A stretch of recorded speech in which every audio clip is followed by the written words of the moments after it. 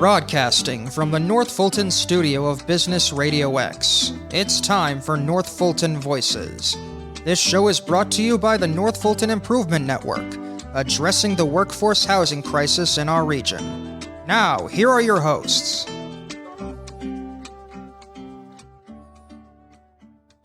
Hello again, everyone. Welcome to another edition of North Fulton Voices. I'm John Ray, and I'm sitting alongside Nancy Diamond and Jack Murphy. Nancy, Jack, good to see you. Thanks, John. Here we are again, another month. Here we are. And as usual, the two of you have generated two great guests here to talk about housing issues, particularly as it relates to seniors, right? So we're looking forward to hearing more about this. Seniors and sort of other options too, multi-generational living and that sort of stuff. Yeah, absolutely. And but before we get to them, Jack, it wouldn't be an episode of North Fulton Voices without some data from you. Well, I'm going to start with some data that you actually generated. Okay. This is our 10th podcast. I love it. It's like a milestone. Yeah, it is a milestone. But we also want to talk a little bit about Redfin Study, a real estate company, about empty nesters. 28% of the 3-bedroom homes in the United States are owned by empty nest baby boomers. That means there's a lot of empty space, while millennials with children own just about 14%. That number seems a little backwards in our mind. And in this podcast, we have a third data gem. Last week, the Fulton County school system showed its student enrollment numbers, and it showed that there's a decline in enrollment in North Fulton. And we know in Fulton County, they've just closed 2 schools, one in North and one in South. We think, in particular, the school that was closed in the North due to low enrollment is partially because we don't have any starter homes. We're not building starter homes. We're not giving new families, young families, the opportunity to live in North Fulton County. And we get that indication because while Fulton County schools, in particular North Fulton schools, declined in enrollment, Gwinnett and DeKalb both increased. Very slight increases, very slight decreases. But we think we're at the wrong end of the spectrum when it comes to that because Gwinnett and DeKalb County both have more permissive regulations about starter homes, about missing middle homes and things like that. So with that, let me turn it over to you, Nancy. Thanks, Jack. And we'll talk more about this in a moment. But first, let's meet our guests. Will Johnston is the Executive Director of the MicroLife Institute, and Kay Sibetta is the Associate State Director of Community Outreach for AARP Georgia. Welcome to you both. Glad to be here. Hello. Thank you. Kay, why don't you begin and tell us more about your role and what AARP has been up to lately? Wow, where to begin? I'm the Associate State Director for Community Outreach in our Georgia State Office, and I'm responsible for our age-friendly network, our Livable Communities Initiative, as well as our financial resilience program statewide. Now, for those who are younger, who may not be familiar with AARP, I always love to take the opportunity and don't want to assume that everybody knows who we are. Some people say AARP and, they'll say the whole acronym out. But AARP is the nation's largest nonprofit, nonpartisan organization that empowers people to choose how they want to live and age. We have over 1 million members here in Georgia. So I'm 60 plus. I always tell people, I'm 60, not 60 plus. Yeah, you're just barely. I just got here. I just got to 60 a few weeks ago. So the work that we do with the network of age-friendly states and communities is a partnership that started in 2012 with the World Health Organization, with their global network of age-friendly states and cities. So it really doesn't matter where you live in the world. We all care about the same things: housing, which we're going to talk about today, transportation, health and community services, amenities. People want to work as they age. And this program is really to ring the bell to leaders like yourselves and elected officials, leaders like Will, who I've had the pleasure of working with, letting them know that America is aging at a rapid rate. 1 in 3 people is 50 plus right now, which is shocking. We were talking about stats earlier. And 1 in 6 people is 65 and older, 2030, which is not that far away. And in 2034, we will have more older adults that are 65 and older than children under 18 for the first time in our nation's history. So the work that we're all engaged in together is really important, but also being mindful that our community, our population is aging, and we want to be involved. We want to be at the table. I've been a member of AARP for a bit. Yes, thank you for just your talk membership. about how long. But I just had no idea how deep your work was on housing and so many. I get enough newsletters to know I don't know the breadth of all that the organization does. But thank you so much, and thanks for bringing us Will. Will, can you tell us about MicroLife Institute? Sure. We are a not-for-profit developer. We focus on missing middle. So basically the housing typology that unfortunately we have, the policy doesn't allow us to build as easy as we used to. So think about as we built in the early 1900s all the way up to World War II. It was kind of the great suburbanization of America after World War II. And so that also was, we also really embraced car culture. There was this thing where cities, we built in and up versus expand. And unfortunately, we still think what we need to be doing is expanding. And we're really focused on using design elements to really foster and bring back community, because something else that we've lost in our design and the way we build and how we build is that, we're also in a huge loneliness epidemic right now in America. Like, we don't know how to talk to each other. We're more about get off my lawn versus come over for some food. And, we've lost the practice of being neighbor and neighborly, as well as designing and connecting in a way that we have this walkable, connected community that allow everyone to enjoy versus it just being for certain people. So MicroLife Institute has stepped full-time into development. We've got about 4 projects ranging from townhomes to a lot of cottage court development. And then we've got about 10 to 12 projects on deck that range from fourplexes, duplex units, apartment complexes, single family homes. So basically everything that we need, but an overlay of design patterns that we believe in that really help foster that organic community that we need so much. Thank you. Will, you worked in this line for quite some time, and you're working in a what we sort of look with a little bit of envy on in a rather accepting community in many cases. We don't see that as much in North Fulton. How should we be pushing those kinds of solutions? Well, I think you brought up a really good stat about the schools. So you think about, the average American used to move every 7 years, but pandemic happened and that switched. And so you mentioned, the single family empty nesters. People aren't leaving those homes to allow that cycle to happen for families to move in and be able to have that replacement period. Unfortunately, too, we're so afraid of, we are of the mindset of wanting to be the last one in and shutting the door.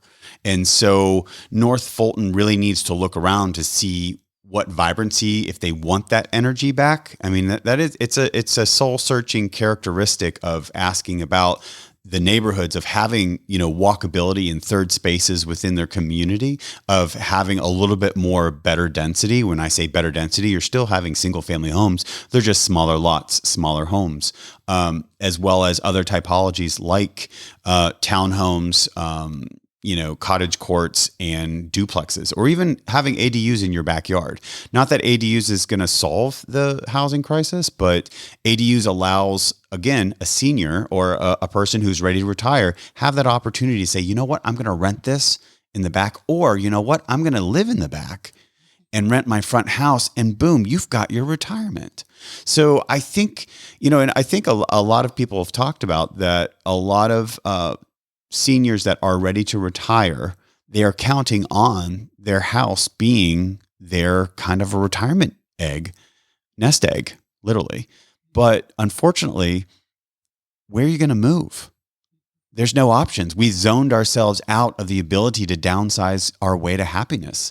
And so I would say we need to have a real soul searching moment to say, you know what better policies could we embrace to give guidelines and the cities to come up with pre-approved patterns even that would allow developers to say, all right, you know what, if I don't have to go through the headache of going through rezoning or going through the trouble of having to make sure that, we build something that you like, you already have selected and helped us understand the better density housing typology you want to put there, then more power to you. So it does take a village, to raise one person, but it also takes a village to embrace the fact that we need better rules so we can be that stronger entity.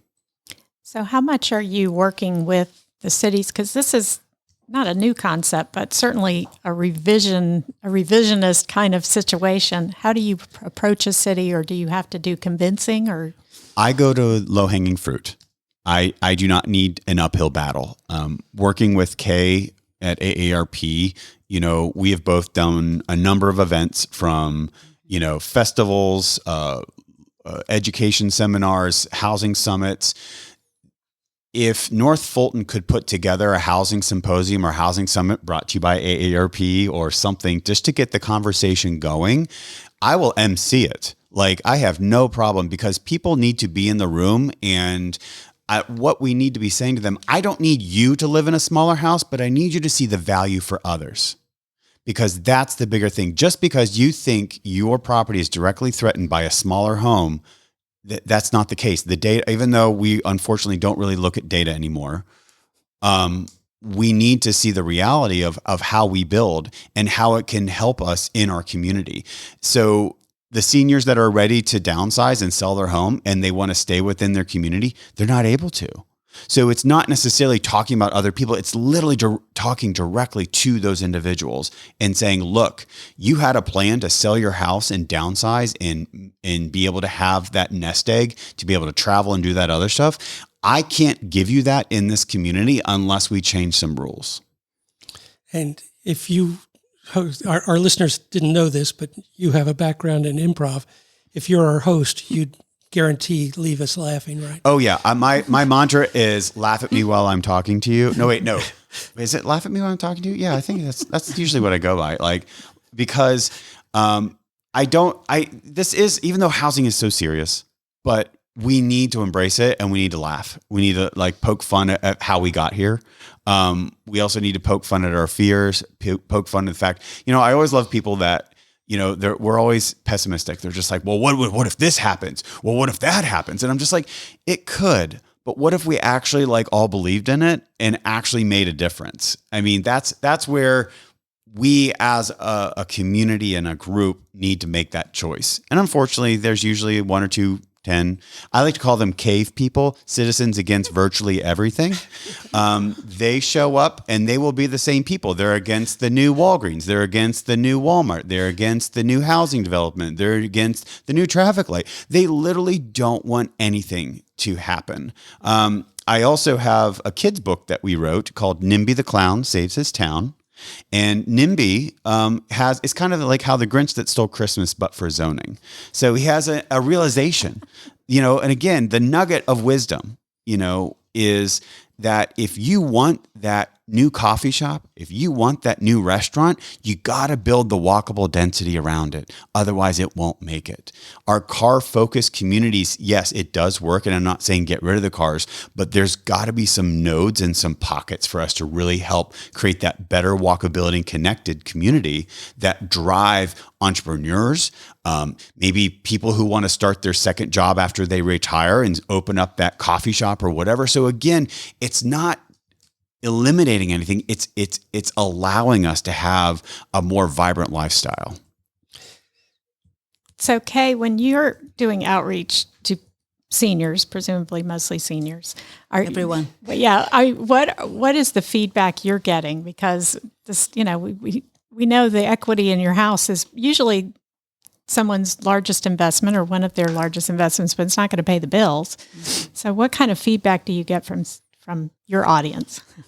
I forgot to say this, full disclosure, that in addition to me working for AARP Georgia as their Associate State Director for Outreach and leading with us work that we're talking about, I'm also here as a board member for MicroLife Institute. So wanted to good shout out. Networking is how it all comes together. Keep my buddy here, Will, happy as well. But, to answer your question and to also comment on a couple of things that Will shared with us. The work that I do with Will, who is one of our partners, and incidentally, Will and I met because MicroLife Institute submitted a grant to AARP. We have, as part of our age-friendly and livable communities work, we also have a grant program, which is nationwide. It's called the Challenge Grant. And this is money that AARP has given. I want to say it's almost $4 million last year. And the average project that we fund needs to be done within 90 days. The most impact are projects that affect community, meaning everybody. I like to say from the womb to the tomb. So everyone involved, making your open spaces accessible for everyone, whether you're in a stroller or in a walker. And so our friends at MicroLife submitted a challenge grant to see if they could educate our community about housing diversity design, universal design. And universal design is a concept where, if somebody came to visit you today at your house and they were in a stroller or had a cane or whatever, would they be able to comfortably walk through the door? And most homes don't have that. And so AARP's position on housing is that we're advocating for choice. We want the community at large to have more choices, to be able to access housing of all kinds, like ADUs, cottages, duplexes, apartments. If they choose to be able to live in their home, like you guys mentioned earlier, they should be able to. And unfortunately, some people are being priced out. Some of our seniors and older adults are having to move out of their neighborhoods that they have been in for decades and help to make them thrive. It's great that other people are coming in, but when somebody next door does a flip and then the house is now $1 million, it then causes this ripple effect of the property taxes, which is affecting a lot of our older adults, that some are having to live on a frugal income, and some aren't even able to pass those homes down to their families. So the work that I'm doing is a combination of being a catalyst, being a convener. Will mentioned us sponsoring the Innovative Housing Summit. We've had just a great range of speakers talking about equity, talking about the racial disparities and discriminations for low income and people of color who aren't able to become homeowners. issues of zoning, lack of education to why we need to change zoning. And we've really seen an uptick in some communities, not only in Metro Atlanta, but the state, where they're really opening up to this and not being afraid of some of these changes. So it's a mixed bag. There's the outreach, there's the advocacy piece, there's the sponsorships of sponsoring events like the Innovative Housing Summit. During the pandemic, we pivoted and we were doing virtual summits, bringing in speakers, because one of AARP's great gifts are the research and the policy work that we do, and really addressing this from a human level. It's wonderful that we have these stats, which are important, but what Will and our other partners have been able to do is really humanize that and bring in people who are wanting to build a tiny house or an ADU or a smaller house in their backyard, and explaining what that process is to others. So when someone who lives in Metro Atlanta is on the screen talking about that, it makes it real than, being in a publication or the why is so important. And you ask about what could North Fulton do, and it is education. And guess what? No one wants to pay for education. So it does take some boots on the ground and some cheerleaders of just saying, we need this change. And you need to show up at zoning meetings. You need to show up. So instead of people showing up and saying no, you need to show up and say yes as well. That's a huge component, because even though I'm not the biggest fan of townhomes, but townhomes deserve to be near a town, not in the middle of nowhere. Like townhomes, you deserve to be able to walk out your front door and go do something and not get in your car. But we're really good at building townhomes in Metro Atlanta, in the middle of nowhere. So, the whole idea is that people need to see that we need to build in a way that connects us. Mm-hmm. But the why, in saying, I need to go to these zoning meetings and I need to understand why the commissioners are hemming and hawing about, because it's their constituents that support them. And unfortunately, the ones that, they don't want anything to change, but also it's on both sides. Like, as Kay mentioned, the people that are having, being priced out of their own community across Metro Atlanta, I've had someone say, well, what are they complaining about? They could sell their house and make a lot of money. I'm like, but where are they going to go? Like literally, where are we going to put people if you're selling your house for $800,000 and where you want to live is worth $1 million?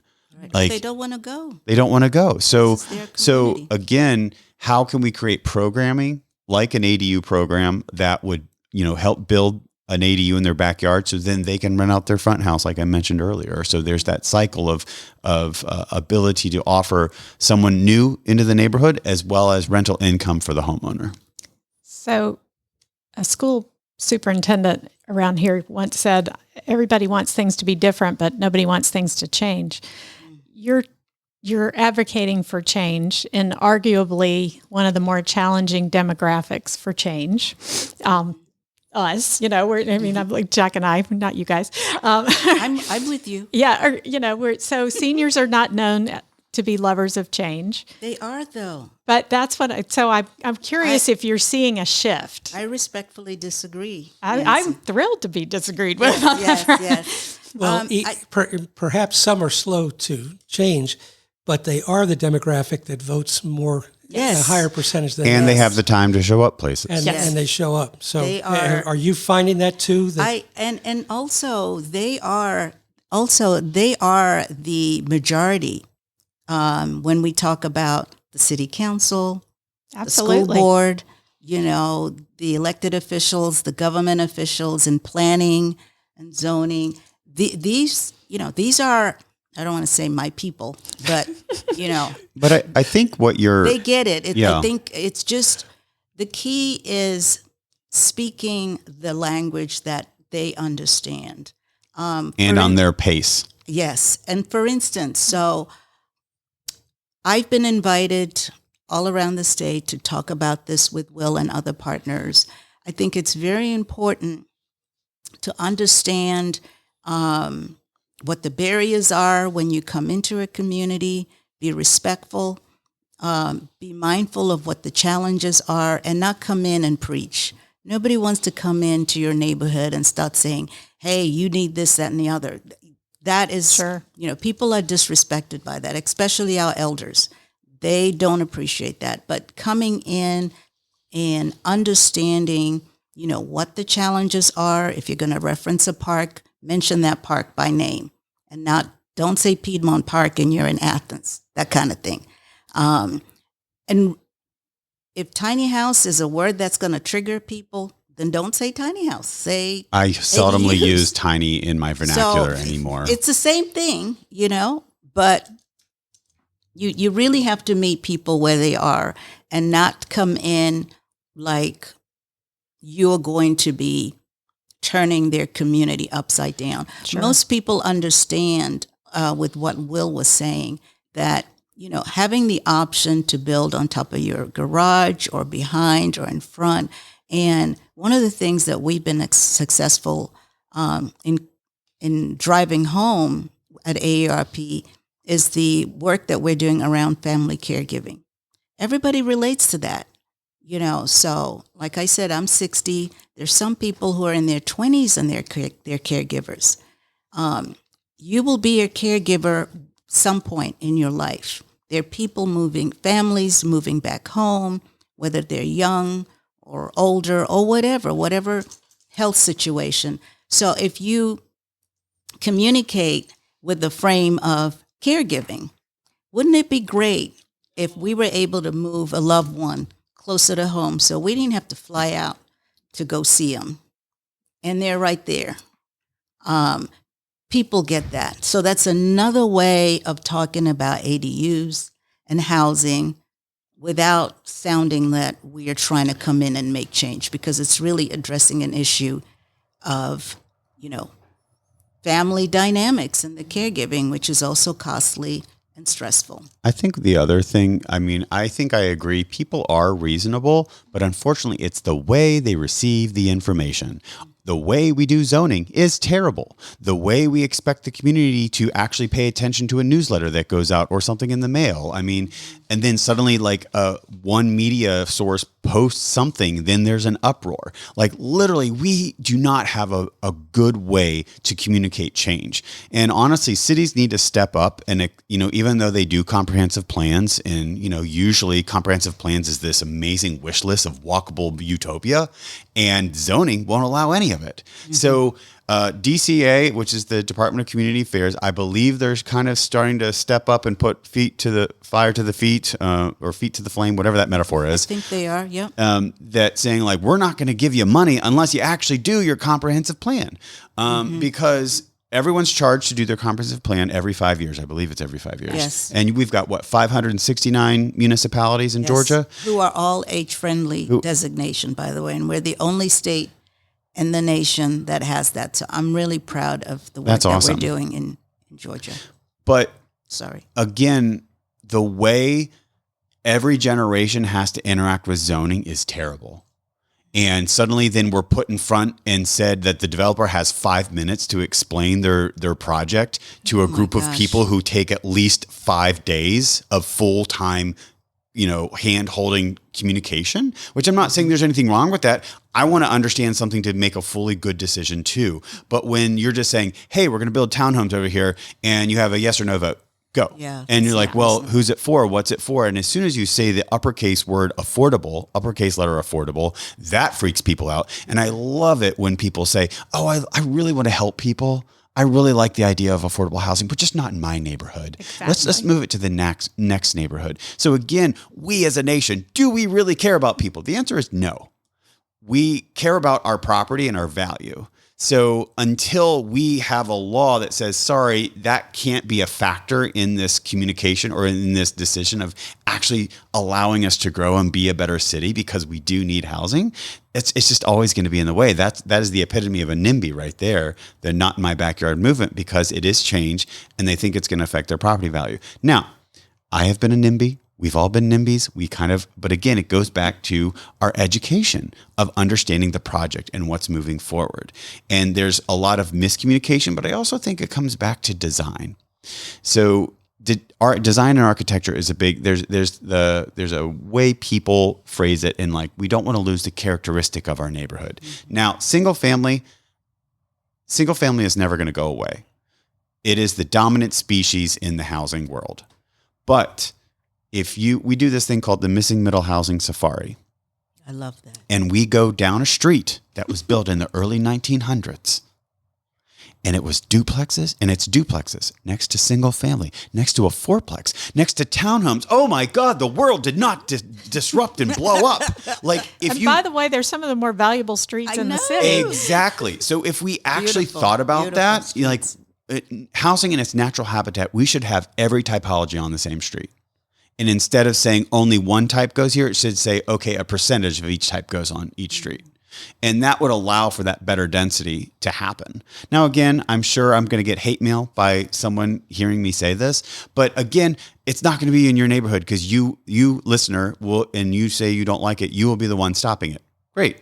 But we do need other places around Fulton County, DeKalb County, Gwinnett County. Gwinnett's going through a whole housing renaissance right now. Mm-hmm. People are realizing that instead they are the epitome of a sprawl.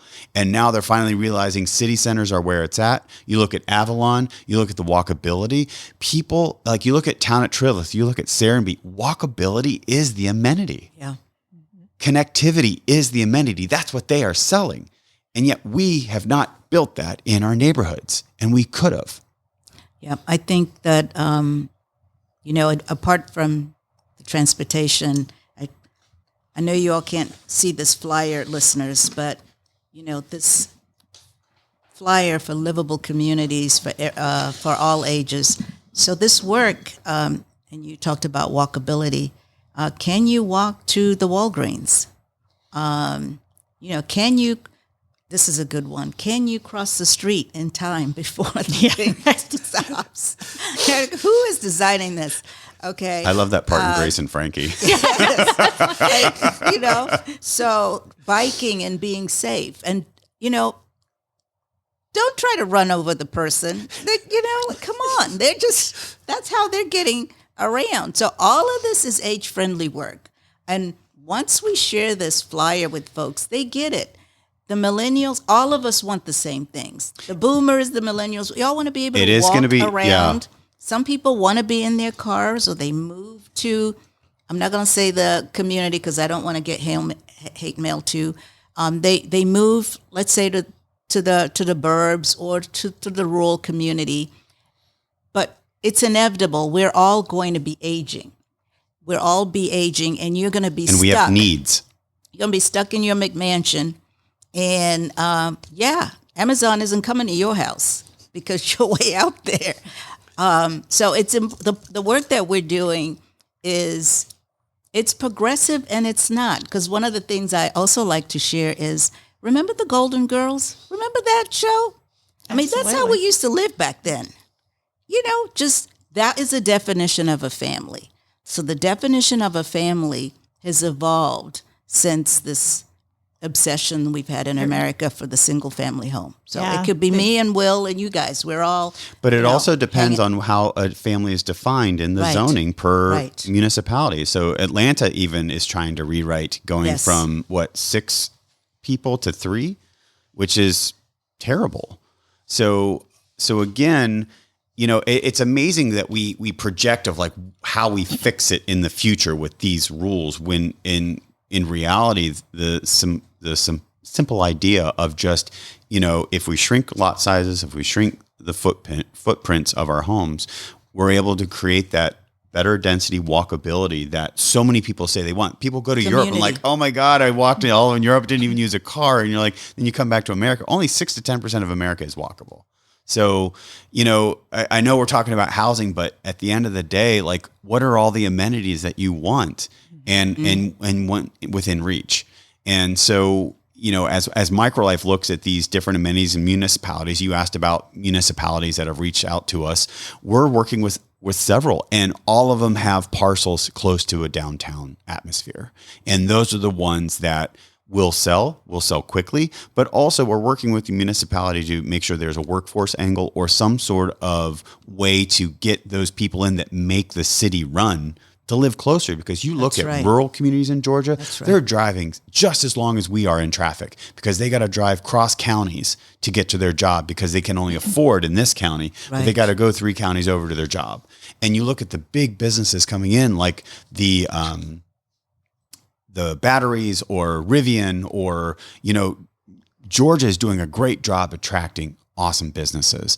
But unfortunately, the municipalities that are housing them, they are not updating their zoning to allow for the housing to match the need that's coming down the road as far as jobs. So this is when we all need to, actually go out and meet our neighbors, connect a little bit more as humans, and say, you know what, it'd be okay to have a couple more people on our street and be able to hear kids play down the street, or just add more city center-esque styles throughout North Fulton and Georgia, really, to really help that better density to drive, the American dream of owning a home, but then also, really kick into gear the starter home and, that downsize your way to happiness house before you have to go to the retirement village.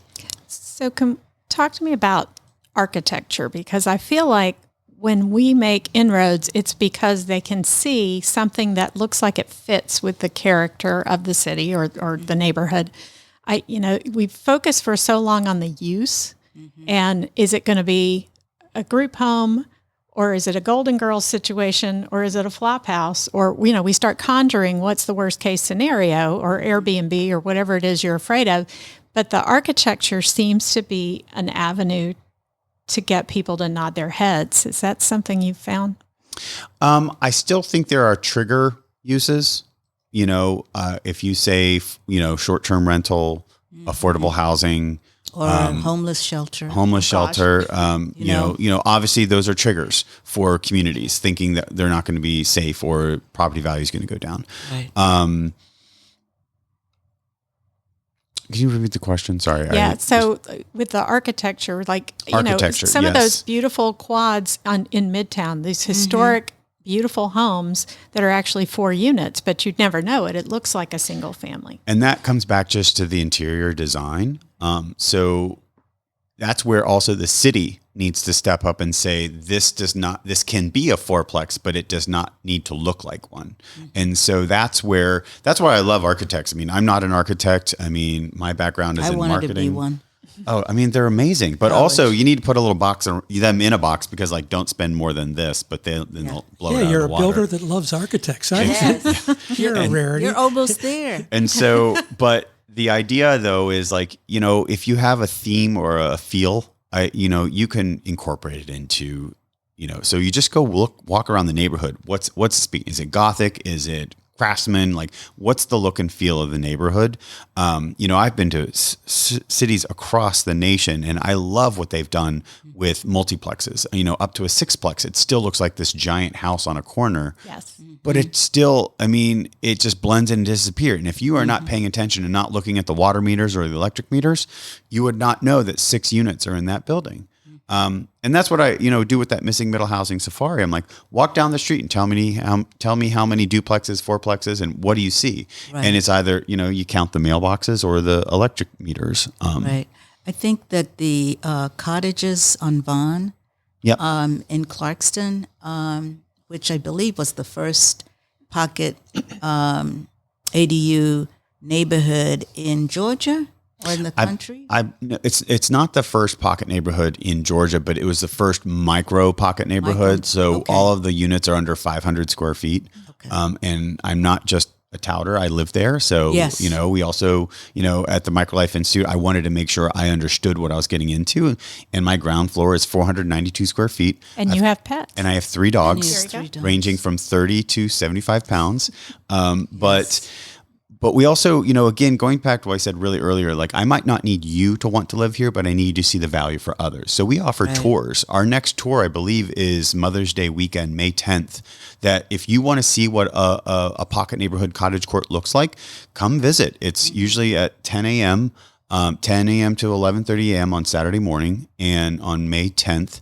And, we tour, we talk how it came to be. What are the uses? I mean, you look at that cottage court model and how much it could be utilized for so many types of purposes across nonprofits, retirement villages. You think about micro retirement villages across Georgia taking it's only on 0.57 acres. I have 8 houses on 0.57 acres. Mm-hmm. And you definitely probably talk to some of your neighbors up in North Fulton. They're like, well, my smallest lot is 5 acres. And so again, to each their own, but also you need to show them what is possible. And, I have seniors reach out to me across the nation saying, I want my friends and I to buy an acre and we want to build our homes and we want you to help you. We want you to help us. And so it's really fascinating. But then you think about kids aging out of foster care, high functioning autistic children that needing their own space. The cottage court, design is an amazing tool to utilize across the spectrum of housing and its needs, and being able to utilize space better, but then also designing it in a way that is universal design to make sure it's, zero entry, easy entry, but then also adapting it to the different demographics in need. We're seeing that question about architecture. Clarkston did a really good job with the cottages. Decatur is very interested in doing something similar, and MicroLife has been at the forefront when they were doing these town hall meetings. We were able to provide some of the educational materials that was relatable to people of all ages. College Park is also a designated age-friendly community. We have been blessed, I think, in Metro Atlanta and Georgia because of people being open to this whole age-friendly concept. The mayors have been our champions. Mayor Dickens, I've worked with mayors all the way up to Kasim Reed, and each mayor, I'm making new friends, and they understand that Atlanta is age-friendly designation. What does that mean?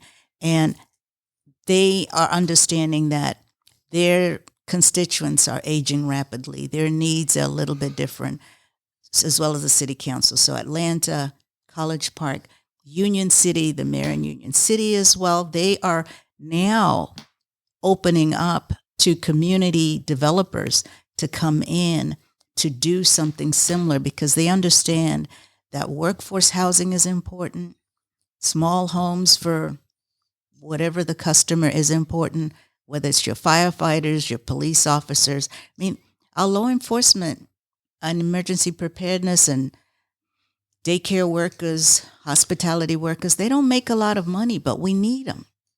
And to what you were saying, it's a sin that they're having to drive 2-3 counties away or 2-3 hours away I'm a police officer and I'm having to drive 2-3 hours away to work. To work. Yeah. And wouldn't it be great for my elected officials or my municipality to embrace this housing idea so that I can live in the neighborhood that I serve? And having that officer, I can't tell you how I feel so good when I see a police car and that person is my neighbor. So when I come home, I just, even though they may not be there, they're upstairs, whatever, but it just makes me feel safer. And I feel like I have law enforcement as a neighbor. And I think that's for everything, whether it's they're a doctor or a daycare worker or an older adult. This has really been great. You guys have been amazing. Oh, thank and you. We really do appreciate you coming. For our listeners, Kay brought a lot of print material that has links to it. We'll put that on our site when we also put post this podcast. And Nancy, you want to close with some call to action? I want to point out AARP MicroLifeInstitute.org/livable Yes. is Thank a you, great Nancy. resource. And MicroLifeInstitute.org has a tremendous resource page with all kinds of rabbit holes for us nerds that love to go through all those things. And come visit the cottages. Yeah. Yeah, Really no, See, coming feel, in touch. to see it, yes. maybe we'll have to go do a video down there and have it from. It really makes an impact. I think the last one I was at, I shouldn't say this, but I forgot my city council person from Sandy Springs. They were there. And so it was nice to see that my elected officials are coming and seeing this. Will has done a good job in getting people of all walks of life to see it. Because when you see it and go in and go, what, there's an upstairs, it really makes it, people understand that this is nothing to be afraid of. And I think, to your point, the messaging, I'm sure that you get a better response for your presentations than your average builder developer who might not have the theater background, That, and also if they hire their lawyer to represent them. Oh my gosh, yes. Yeah. Yes, Oh my I've been goodness. through a few of those. So for those of you listening, if you're looking to understand what our situation is here in North Fulton, you can see for yourself. Go online and search for local homes in the price range of our area median income, just over $100,000 in our area. That's a home price of about $350,000 to $350,000. How many choices do you see if you search Zillow? What shape are they in? Are they move-in ready, or they need big renovations? Are they houses, condos, townhomes? What size?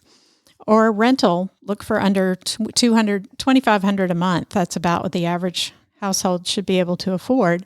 How big is it? Would it be suitable for a family? Get involved in local planning discussions. Read your city's comprehensive plan. That's exciting reading. However, it is the legal basis for all zoning in your city. So each city is going through it. Roswell's is coming up this fall. Alpharetta's is coming up this fall. Look at it and let's talk about it. And even if you don't feel like you know what questions to ask, just ask, what's the plan for housing in our area? This is not a quick fix, which makes it especially challenging. We like to find a problem, solve it, and check the box. But it's listening, learning, sharing information with others. Let's move past no and on to those options we can agree on. Thank you again so much for being with us. Thank Glad you to for be having here. us. And before we let you go, Kay, we'll start with you and then go to Will. Let's get contact information for those that would like to reach out to you, learn more about AARP. Anybody wants membership, certainly, but the other resources that you've got, as Jack mentioned, we will have links to those on our show page. But any other contact information you want to supply? I know they can find me. Google. Gosh, my email is K, the letter K, last name Sibetta, S as in Sam, I as in ice cream, B as in boy, E Edward, T Thomas, A Andrew, at AARP.org. Terrific. Will? And you can find me, you can email me at info@MicroLifeInstitute.org. And we have a variety of events coming up in April and May. We have a NIMBY book party at the end of April, as well as our Cotters on Vaughan tour in May. And then in June, we're doing our second installment about wine about housing. So we're going to be doing Malbec and modular. So we're going to be talking about other innovative housing. It helps to have a little bit of wine to talk about housing. So we have totally talked about stealing the wine about housing. yes. should. But again, like you said earlier, my information, my website is MicroLifeInstitute.org. Terrific. Kay Sibetta, Will Johnston, thank you so much for coming on. We really appreciate you. Appreciate the great work you're doing.